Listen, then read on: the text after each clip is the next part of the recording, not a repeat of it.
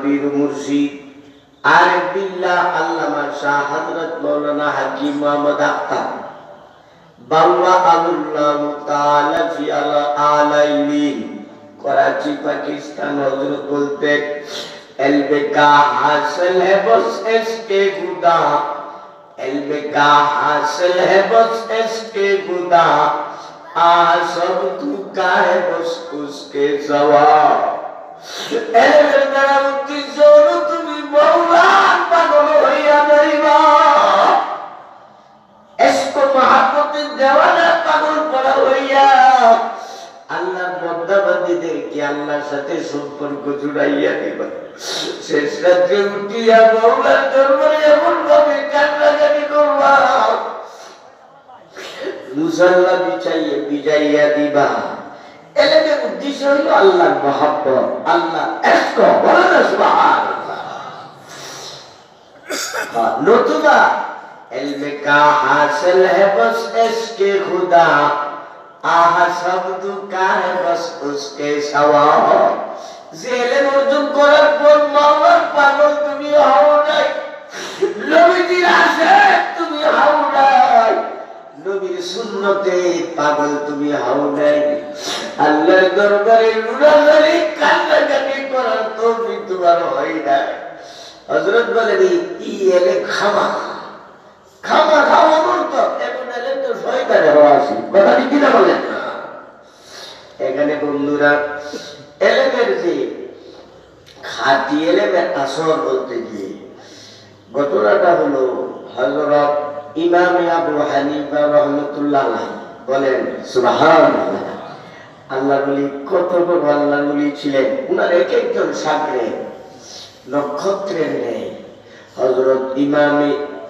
আবু হানিফা রাহমাতুল্লাহ আলাইহি এক সাগরে তো উনি একবারে 55 নম্বরে সিরিয়ালে 55 নম্বর অর্থাৎ উনার দরসে ক্লাসে যারা বসতেন সিট নাম্বার লেখা থাকতো 1 2 3 4 5 সামনাসামনি বসতেন ইমাম আবু ইউসুফ বলেন সুবহানাল্লাহ ইমাম মুহাম্মদ ইমাম জুফর হাসান বিন জিয়াদ এইভাবে 55 নম্বরে সিরিয়াল ছিল আব্দুল্লাহ বিন মুবারক দেখো এলেমের সাথে সাথে মাওলার মহব্বত তারা কিভাবে অর্জন করছে আমার মাওলা বলেন বান্দা তুমি যদি আমার হইয়া যাও আমি মাওলা তোমার হইয়া যাব ও বান্দা তুমি যা চাইবা তা আমি দিয়ে দেব তোমার চোখ হয়ে যাব হাত হয়ে যাব পাও হয়ে যাব আমি তোমার মুখ হইয়া যাব সুবহানাল্লাহ গুফতায়ে আল্লাহ দুয়া গুফতায়ে আল্লাহ দুয়া গর্জে আলহর কুলি আব্দুল্লাহ দুয়া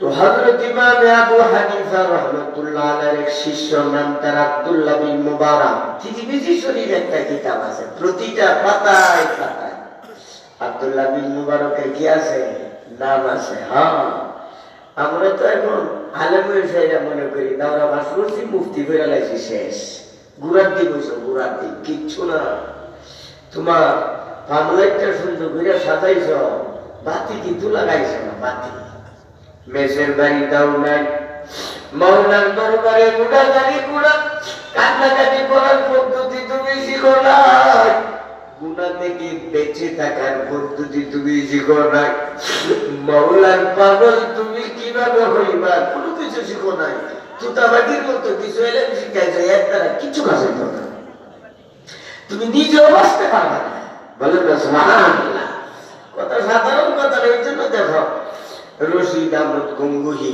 এলেমের সাগর ছিলেন আমি দেখাইছি যেখানে হাদিস পড়াইতে সিয়াসিদ তার সব কিতাব উনি একা পড়াইছে গঙ্গুতে যেখানে পড়াইছে আমি বসে আইছি একটু বড় কথা এই জায়গাটাতে একটু বসে আছি কাসেম নানুতুবিয়া শাহআলী থানবী হুসাইন আহমদ বাদুনিয়ানা আনোয়ার শাহ কাশ্মীরি শেখ জাকারিয়া কান্দলুবি আল্লামা ইউসুফ বিন নুরি নাফারাল্লাহ মারকাদম এক একজন এলেমের সাগর ছিলেন কিন্তু আল্লাহর মহব্বত অর্জন করার জন্য শেখের দরবারে গিয়া আত্মশুদ্ধি করে আইছে বলেন সুবহানাল্লাহ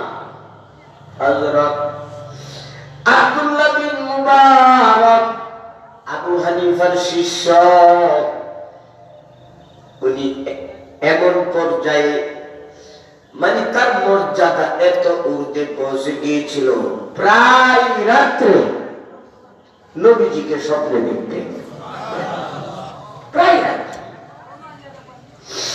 কিছু কথা তো এমন আছে, চক্ষু বন্ধ হলেই নবীর জিয়ারত হয়। হ্যাঁ, চক্ষু বন্ধ হলে যেমন হাজি আব্দুল্লাহ মহাজের মুখে আছেন, জিন্দগিতে উনি পাও লম্বা করে শুয়েছে না। जिज्ञेस करे पर को मासूक के सामने पाँव सीधे करना ये बेअदबी नहीं है? बोले ना सुभान। हजरत अब्दुल्लाह बिन मुबारक रहमतुल्लाह अलैह उन्हीं प्राय रात्रि नबीजी के स्वप्ने देखतें। एक रात्रि रसूल सल्लल्लाहु अलैहि वसल्लम अब्दुल्लाह बिन मुबारक के बोलते हैं, अब्दुल्लाह कथा सुनो, सकाल बेला तुमी उमुक एलाकाय चले जाबा, ওখানে আব্রাহিম নামক এক ব্যক্তি আছে, তাকে আমার পক্ষ থেকে সুসংবাদ দিয়ে আসবা যে তার জান্নাত আমি নবীর জান্নাতের পাশাপাশি হবে। এখন চিন্তা করে দেখেন ব্যক্তিটা কত ভাগ্যবান। কারণ আমি তুমি যত বড় আল্লাহ বলি হই না কেন, ইমানের সাথে মৃত্যু নিশ্চিত না, নিশ্চিত নিশ্চিত না। হযরত আবু আব্দুল্লাহ আন্দলুসি রাহমাতুল্লাহ আলাইহি ঘটনা জানেন। 10,000 হাদিস তার সনদ সহ মুখস্থ ছিল। জুনাইদ বাগদাদির মতো ব্যক্তি তার মুরিদ আছেন। এক সময় তিনি খিনজিরের রাখালগিরি করছেন, নাউজুবিল্লাহ বলেন। সামান্য অহংকারে সে গিয়েছিল, এই জন্য তাকাব্বুর অহংকার করা যাবে না। যে লোকটার ব্যাপারে বলা হয়েছে তার জান্নাত আমি নবীর জান্নাতের পাশাপাশি হবে, এতে বোঝা গেছে তার মরণটা ঈমানের সাথে হবে। কথা ঠিক কি না? হযরত আব্দুল্লাহ বিন মুবারক রাহমাতুল্লাহ আলাইহি জাগ্রত হইয়া নিজেকে ধন্য মনে করলেন, এই জন্য যে নিশ্চিত একজন আল্লাহর ওলির সাথে আমার সাক্ষাৎ হইয়া যাবে, দেখা হবে, তার থেকে দোয়া নেব। বড় খুশি হয়েছে। সকালবেলা রওনা হয়ে গেলেন। কিন্তু আব্দুল্লাহ বিন মুবারক তিনি ছিলেন মুহাদ্দিস, হাজার হাজার ছাত্র ওনার ক্লাসে হাদিস পড়তেন। বলে সুবহানাল্লাহ। মুহাদ্দিস ছিলেন। মুহাদ্দিস আমরা তো যুগের এই মুহাদ্দিস না, লক্ষ লক্ষ হাদিস সনদ সহ মুখস্থ। উনার সাগরে গোটা দেশে বিদেশে ছড়িয়ে ছিটিয়ে ছিল, যাকে অনেক চেষ্টা করে আনা সম্ভব না। এখন তিনি নিজে নিজে ওই এলাকায় চলে গেলেন। আব্রাহিম ব্যক্তিটার নাম ছিল আব্রাহিম। ওখানে যাওয়ার পর উনার শিষ্যরা জানতে পারলেন, দেখতে পারলেন মুহাদ্দিসে কাবীর হযরত আব্দুল্লাহ বিন মুবারক তিনি আইসা গেছে। আরে সর্বনাশ, কেমনে কি কারণে? হুজুরকে চেষ্টা করে আনা সম্ভব না, নিজে নিজে এসে গেলেন। জিজ্ঞেস করলেন কি ব্যাপার হযরত, আপনি কিভাবে আসলেন? আমি আসছি বিশেষ একটা কাজ। আব্রাহিম নামক কোন ব্যক্তি আসেনি তোমাদের এলাকায়? কি আছে তো? এই তো পার্শ্ববর্তী গ্রামে। কই আব্রাহিম লোকটা কেমন? হুজুর এত ভালো লোক, এত নরম দিলের মানুষ, আল্লাহ তার এত ধন সম্পদ দান করছে, যে কেহ তার কাছে যায় খালি হাতে ফেরত আসে না। বলে সুবহানাল্লাহ। তার প্রশংসা যত করব ততই এর ঊর্ধ্বে চলে যাবে, যত প্রশংসা করব কিন্তু কম হইয়া যাবে। আব্রাহিম সে খুব ভালো মনের মানুষ, নরম দিলের মানুষ, কিন্তু আপনার মতো ব্যক্তি তার সাথে সাক্ষাৎ করবেন এটা কিভাবে সম্ভব? এই যে হাওর গুলো দেখা যায় চতুর্দিকে সব না, এত সম্পত্তি, আব্রাহিম যত ভালো মানুষ হোক না কেন আপনার মতো ব্যক্তি তার কাছে আসতে পারেন না, কারণ সে তো মুসলমান না, সে হলো মাজুসি, অগ্নি পূজারী। আর মজুসিদের ধর্মে, তাদের ধর্মে নিজের আপন মাকেও বিয়া করা বৈধ। নাউজুবিল্লাহ বলেন। বোনকে তো বিয়া করতেই পারে, নসরুল বারী বুখারীর ব্যাখ্যা গ্রন্থে আছে। মজুসির আলোচনা করতে যাইয়া এ তো কাফের, বুঝে টুঝে না কিচ্ছু।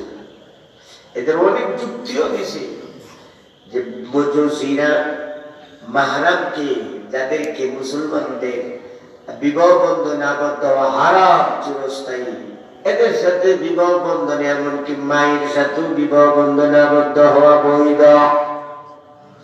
হুজুর এই আব্রাহিমের সাথে সাক্ষাৎ করার জন্য আপনি আসলেন, উনি চমকা গেলেন, ব্যাপারটা কি? সে মজুসি আর এত বড় স্বপ্ন, স্বপ্ন কিনে শয়তানের পক্ষ থেকে তো সম্ভব না, নবীজির পক্ষ থেকে। প্রায় রাত্রি নবীজিকে স্বপ্নে দেখা হয়, এরপরও যা দেখা যাক রহস্য কি আছে। হযরত আব্দুল্লাহ বিন মুবারক রাহমাতুল্লাহ আলাইহি আব্রাহিমের বাড়িতে রওনা হয়ে গেলেন। এদিকে আব্রাহিম সংবাদ পাইয়া তাড়াতাড়ি নতুন জামা কাপড় পরিধান করে সাজগুজ কইরা রাস্তায় দাঁড়ায় বেশি। বিশ্ববিখ্যাত মুসলমানদের ধর্মীয় নেতা আমার সাথে সাক্ষাৎ করার জন্য আসতেছি। প্রথম সাক্ষাতে আব্রাহিম চোখের পানি ছেড়ে বলতেছেন, হুজুর আমার কাছে কেন এসেছে? কোন গজবের সংবাদ দিয়ে আসছেন কিনা? আব্দুল্লাহ বিন মুবারক বললেন, গজবের সংবাদ না, তোমার জন্য সুসংবাদ দিয়ে আসলাম। কিন্তু চলো নীরবে তোমার সাথে আমার দুইটা কথা বলতে হবে। নীরব কামরায় চলে গেলেন। বেগম বলতেছেন, আব্রাহিম গত রাত্রে আমি আবার বিশ্ব নবীর জিয়ারত করলাম। নবী বলছে তোমার জান্নাত নাকি নবীজির জান্নাতের পাশাপাশি হবে। এই সংবাদটুকু তোমাকে দেওয়ার জন্য আমাকে অর্ডার করা হয়েছে, এই জন্য আমি আসছি। কিন্তু এখনো তুমি মুসলমান হওনি, তুমি মজুসি, আমার তো বুঝে আসবে। আব্রাহিম তুমি বলো, তোমার জীবনে ভালো আমল করছো এমন একটা আমলের কথা আমাকে বলো। হুজুর আমার জিন্দেগিতে একটা আমল ভালো করছি, এই আমলটা কি আমার জীবনের শ্রেষ্ঠ আমল মনে করি। কি আমল? আমার এক ছেলে এক মেয়ে, ছেলে আছে অনেক, একটা ছেলে ছিল খুবই সুন্দর, মেয়েও ছিল অনেক, একটা মেয়ে ছিল অন্ধ, জন্মগত ভাবে। ডাক্তার কবিরাজ দেখাইলাম, কোনো কাজে হয় নাই। বিবাহের উপযুক্ত হয়ে যাওয়ার পর চিন্তা করতে লাগলাম, মেয়েটাকে আমি কোথায় বিয়ে দেব? অন্ধ মানুষ, আরেকজন লাগবে তারে চালাইতে। আমি আমার সবচেয়ে সুন্দর ছেলেটাকে বুঝাইয়া রাজি করতে সক্ষম হয়ে গেলাম যে তুমি তোমার অন্ধ বোনটাকে বিবাহ করে নাও। সে রাজি হয়ে গেছে। আমি অত্যন্ত খুশি হইলাম এবং এই দুইজনের মাঝে আমি বিয়া করাই দিলাম। আমার জানা মতে এর সে ভালো কাজ আমি আর করি নাই, যেহেতু এর ধর্মে এটা জায়েজ। আব্দুল্লাহ বিন মুবারক বললেন, এই কাজের দ্বারা তুমি জান্নাতের সুসংবাদ তো পাইতে পারো না, বরং জাহান্নামের দুঃসংবাদ পাইতে পারো। এই আমলের দ্বারা তুমি জান্নাতে যেতে পারো, জান্নাতের সুসংবাদ পেতে পারো না অন্য কোনো, কারণ এটা তো হারামি কাজ, কবিরা গুনাহ। আব্রাহিম অন্য কোনো আমল তোমার মনে আসে কিনা? বলছি আরেকটা আমল আছে, আরেকটা আমল। ঘটনা কেন বলছি? কোন কাফের কি করতে নাই, ঘৃণা করতে নাই। যে কোনো মুহূর্তে তার অন্তর পরিবর্তন করতে যেতে পারে। আব্রাহিম বলতেছেন, হুজুর আমার ছেলে এবং অন্ধ মেয়েটার বিবাহের দিন যখন চূড়ান্ত হয়ে গেল, আমি গোটা এলাকার মধ্যে ডুল পিটাইয়া, আগে ডুল পিটাইয়া ঘোষণা করা হতো, এখন তো মাইক বেরিয়ে গেছে, ডুল পিটাইয়া ঘোষণা করা হয়েছে 1 সপ্তাহ পর্যন্ত আমার বাড়িতে দাওয়াত চলবে, সকাল বিকাল 1 সপ্তাহ। সবাই সাধারণভাবে দাওয়াত দেওয়া হয়েছে। উট, গরু, মহিষ, ছাগল, ভেড়া জবাই করা হচ্ছে, আর ধুমধামে মানুষ আইসা খাইতেছে। 1 সপ্তাহ শেষ, বিকাল বেলা আমি ঘর থেকে বের হলাম, এলাকাবাসী মানুষের সাথে সাক্ষাৎ করব। বাস মানুষে কি বলা বলি করতেছে, খানা তো 1 সপ্তাহ খাওয়াইতেছে, বলা বলি করতো না যে খানা খুব ভালো হয়েছে, বাস আপনার মেহমানদারি চমৎকার হয়েছে। এই জন্য আমি ঘর থেকে বের হলাম, হাঁটতে হাঁটতে অনেকটা দূরে চলে গেছি। রাস্তার পাশে ছোট্ট একটা ঝুপড়ি, কুড়ের ঘর। ওই কুড়ের ঘরের দরজা বন্ধ ছিল, কুড়ের ঘরের দরজা বন্ধ। ঘরের ভিতর থেকে ছোট ছোট বাচ্চা বাচ্চাদের কান্নার আওয়াজ আসতেছিল। দরজা বন্ধ, কান্নার আওয়াজ আসতেছে। আমার সন্দেহ হয়ে গেল, কি ব্যাপার? আওয়াজ দিলাম দরজা খুলো। দরজা খোলার পর দেখতে পাইলাম ছোট ছোট কচি কাচি কয়েক বাচ্চা বাচ্চি মাটিতে গড়াগড়ি করছে, কান্নাকাটি করছে। আর একটা ছোট্ট মেয়ে 7-8 বছরে দাঁড়াইয়া দাঁড়াইয়া কাঁদতেছে। আর মহিলা বসে বসে সেও কাঁদতেছে। আমি জিজ্ঞেস করলাম, কি ব্যাপার, তোমরা দরজা বন্ধ করে কেন কান্নাকাটি করছো? এখন মহিলা বলতেছে, মুরব্বী, আমাদের মতো অসহায় দুনিয়াতে আর নাই। কিছুদিন পূর্বে আমার স্বামী মারা গেছে। আমার স্বামী দিনমজুর ছিল, যা রুজি রোজগার করতো, সংসার চালাইতো, কিন্তু একটা কালের সময় কোনো অর্থ সম্পদ রেখে যাননি, নগদ কোনো টাকাও রেখে যাননি। আমি পর্দানুষী মহিলা, আমাকে সর্বদা পর্দাপতি থাকার ব্যবস্থা করে রাখবো। ও মুরব্বী, স্বামী এতেকালের পরে এই ছোট ছোট এতিম বাচ্চা বাচ্চাদেরকে নিয়ে আমি মহা বিপদে পড়ে গেলাম। বাবার বাড়িতে আমার কোনো কিছু না, মাও নাই, বাবাও নাই, ভাইয়েরা যারা আছে তারা নিজেরাই চলতে পারে না। এখন আমি মানুষের বাড়িতে কাজ কর্ম করার জন্য যেতে পারি না, ছোট ছোট বাচ্চা বাচ্চাদের জন্য তাদেরকে রাখা কোথাও যাইতেও পারি না, ঘরে বসে থাকি। আমি সিদ্ধান্ত নিলাম, মাওলা গো, তুমি আমাদের ব্যাপারে ভালো ফাইসালা করে দাও, ইজ্জতের জিন্দেগি দান করো। ও মুরব্বী, এলাকাবাসীর পক্ষ থেকে আমাদের খাবার মাঝে মধ্যে আসে, আসলে খাই, নতুবা অনাহারে থেকে যাই। মুরব্বী, সকাল থেকে নিয়ে সন্ধ্যা হয়ে যাচ্ছে, সকাল থেকে নিয়ে সন্ধ্যা হয়ে গেছে, আসলে কোনো পর্যন্ত কোনো খাবার আসে না। এই ছোট ছোট বাচ্চারা, এরা তো খিদার জ্বালা সহ্য করতে পারছে না, কান্নাকাটি করছে। বাহিরে যদি চলে যায়, কোথায় চলে যায়, কোথায় থেকে আমি তালাশ করে আনবো? এই কারণে দরজা বন্ধ করে তাদেরকে আমি আটকাইয়া রেখেছি।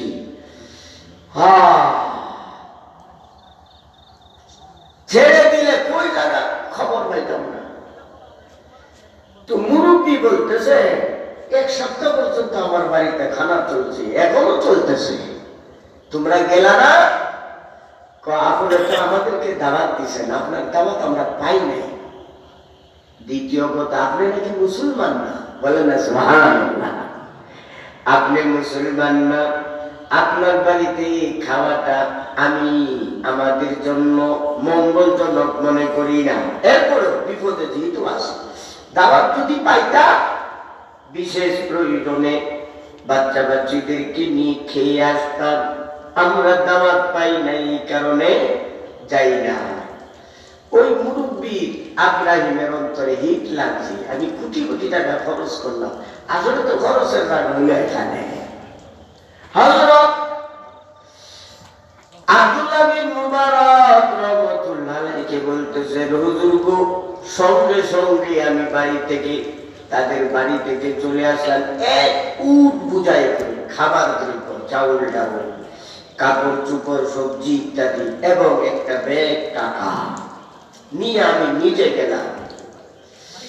দরজা খুলছে, সবগুলো ঘরের ভিতরে রাখলাম। চাউলগুলো না দেখা ছোট ছোট বাচ্চা বাচ্চিরা কান্না বন্ধ হয়ে যায়, মুখের মধ্যে হাসি এসে গেছে। টাকাগুলো তারা আটাইতেছে, দেখতেছে, কাপড়গুলো দেখতেছে। এর মধ্যে ছোট বাচ্চি 8 বছরের যে বাচ্চিটা ছিল, ওই বাচ্চির দিকে আমি লক্ষ্য করে দেখলাম টলটল করে চোখের পানিগুলো পড়তেছিল। আমি বললাম, তোমাদের আর কষ্ট করতে হবে না, এই খাবারগুলো শেষ হওয়ার আগে আগে আবার তোমাদের কাছে খাবার পৌঁছে যাবে। এই কথাটা শুনিয়ে ওই ছোট বাচ্চি 7-8 বছরের বাচ্চি আল্লাহর দরবারে এই বলে মুনাজাত করলো, ও মাওলা, আমরা এতিমের দোয়া তো তুমি কবুল করে নাও। মাওলা গো, আব্বা ইন্তেকালের পর না খেতে খেতে মনে হয় কলিজা শুকাইয়া গেছে, অনারে থাকতে থাকতে আর সহ্য হচ্ছে না। ও মাওলা, এই মুরব্বি অনেকগুলো খাবার দ্রব্য আমাদেরকে দান করেছে, ভবিষ্যতেও দান করবে বলে ওয়াদা করেছেন। মাওলা গো, আমরা এতিমের দোয়া তুমি কবুল করো। এই মুরব্বির জন্য তোমার কাছে শুধু একটা দোয়া করতেছি, এই মুরব্বিকে আমাদের বিশ্ব নবী পাশাপাশি জান্নাত দিয়া দিবা। ওই এতিম বাচ্চির দোয়া লম্বা চূড়া দোয়া করে না, এই দূরে দোয়া করছে, ও আল্লাহ, এই মুরব্বিকে আমাদের বিশ্ব নবী পাশাপাশি জান্নাত দিয়ে দিবা। বুখারী শরীফের হাদিস, নবীজি বলেন, আনা ওয়া কাফিলুল ইয়াতীমি ফিল জান্নাহ, আমি এবং ইতিমের ভরণ পোষণ যে করবে, এই দুইজন পাশাপাশি জান্নাতে থাকবো। সুবহানাল্লাহ। হযরত আব্দুল্লাহ বিন মুবারক এই ঘটনা শুনে ইব্রাহিমকে বললেন, ইব্রাহিম, আর বুঝাইতে হবে না, আমার বুঝাইয়া গেছি। ওই তিন বাচ্চির দোয়া আল্লাহর দরবারে কবুল হইয়া গেছে। কবুল যেহেতু হয়ে গেছে, এখন আল্লাহ কিভাবে ধরবো, কিভাবে নেবে, আল্লাহই ভালো বুঝে। বলেন না সুবহানাল্লাহ। এই জন্য কোরআন শরীফের এক আয়াত, সূরা সূরা 25 পারা 13 নম্বর আয়াত, আল্লাহ বলেন, আল্লাহু ইয়াজতাবি ইলাইহি মান ইয়াশা। বান্দা, তোমার কোন একটা আমল যদি আমি আল্লাহর পছন্দ হইয়া যায়, আর তুমি যদি গুনার সাগরে হাবুডুবু খাইতে থাকো, গুনার আড্ডা গাডার মধ্যে 24টা ঘন্টা যদি তুমি কাটাইয়া দাও, দুনিয়ার বুকে সবচেয়ে বড় গুনাহগার তুমি যদি হও, আমার মাওলা বলেন, বান্দা, তোমার কোন একটা আমল যদি আমি মাওলার পছন্দ হইয়া যায়, আমি তোমাকে আমার কুদরতি হাতে এমন ভাবে ধরব, দইরা একটা টান দিব রে বান্দা, গুনার সাগর থেকে উঠাইয়া ডাইরেক্ট তোমাকে আমি আমার ওলি আল্লাহর চেয়ারে বসাইয়া দেব। আব্দুল্লাহ বিন মুবারক বললেন, এখন আমাকে বিদায় দেন, আমি বুঝাইছি। আমরাই বলতে হুজুর কি বুঝছে আপনাকে আমি বিদায় দিব আর আমাকে জাহান্নামের আগুনে লেগে যাবে আর হতে পারে না। আমি আর একটা মুহূর্ত দেরি করতে চাই না, এই মুহূর্তে আমাকে কালিমাটুকু পড়াইয়া দেন। হযরত আব্দুল্লাহ বিন মুবারক কালিমা পড়াইলেন, কিছুক্ষণের ভিতরে আমরা দুনিয়া থেকে বিদায়। এখন বলে এই কথাই জালালউদ্দিন রুমি বলেন, এই যে কাফের রাবখানি মন্দিরে কে মুসলমান বুদনর বাসা তুমি আল্লাহ দরবারে তওবা করো, কান্নাকাটি করো। গুনাহগারকে ঘৃণা করিও না, নিজেকে বড় মনে করো না। আল্লাহ বলেন বান্দা দেখো তুমি যদি আমার হয়ে যাও আমি তোমার হয়ে যাব, কি কি পুরস্কার দুনিয়াতে তোমাকে আমি দিয়ে দেব। সুবহানাল্লাহ। হ্যাঁ আল্লাহ হইতে রাজি আছি তো ইনশাআল্লাহ।